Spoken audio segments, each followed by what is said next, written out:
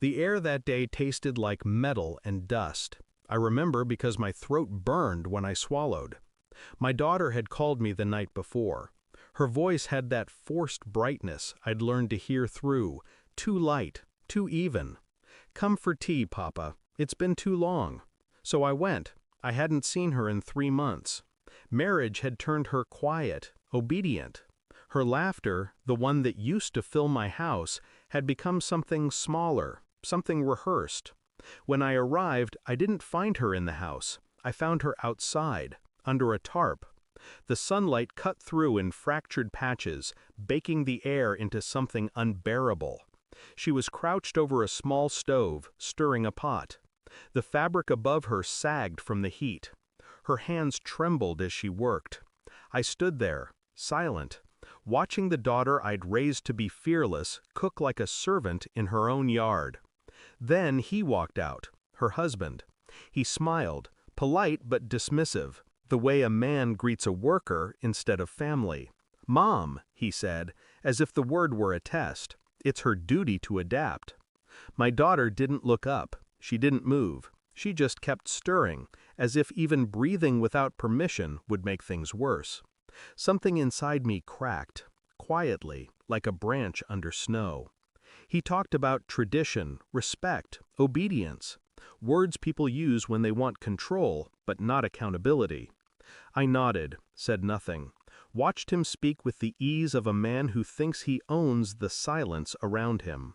When she finally looked at me, her eyes said what her mouth couldn't. "Help me."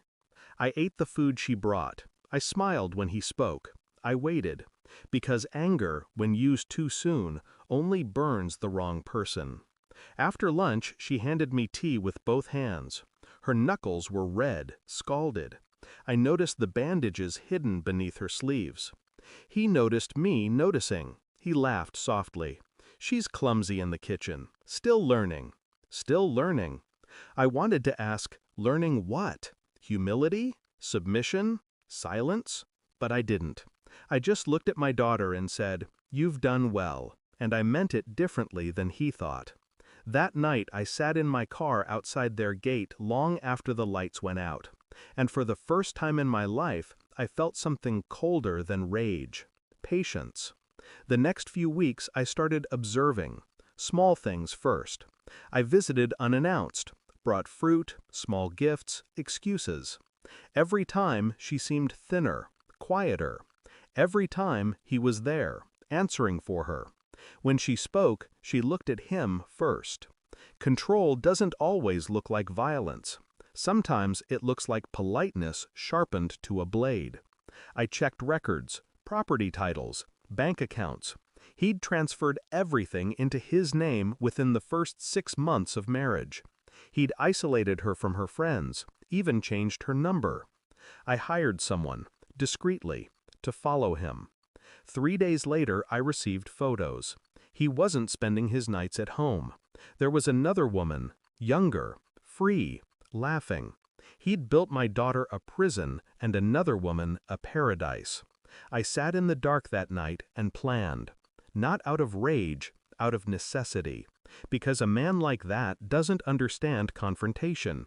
He understands loss. The evidence was clean. Dates, transfers, photos, everything. I went back one afternoon when I knew he'd be home. My daughter greeted me at the gate, startled. "Papa, you can't just come." "I know," I said softly. "That's why I did." He walked out, already irritated. "What is this?" I handed him the folder. He flipped through the pages. His confidence began to crack, his smirk fading as he saw each photograph. His voice dropped. "Where did you get this?" I didn't answer. I just turned to my daughter.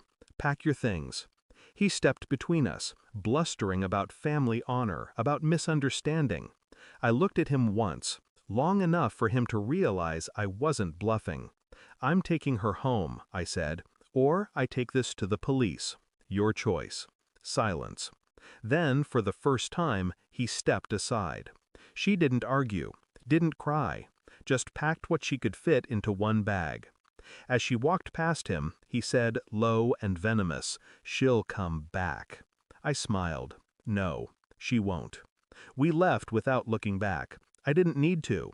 Some places don't deserve witnesses. That night, I burned the folder. Not to hide it, just to end it. Some truths don't need to live forever. They just need to be revealed long enough to destroy the right person. It's been 6 months. She lives with me now. She laughs again, hesitantly, like a sound relearning itself. Sometimes she sits in the garden at dusk, hands wrapped around a cup of tea. The same hands that once trembled over a pot beneath a tarp. Thanks for watching. Don't forget to like, share, and comment. Subscribe now to Cheating Stories Insight World for more amazing stories.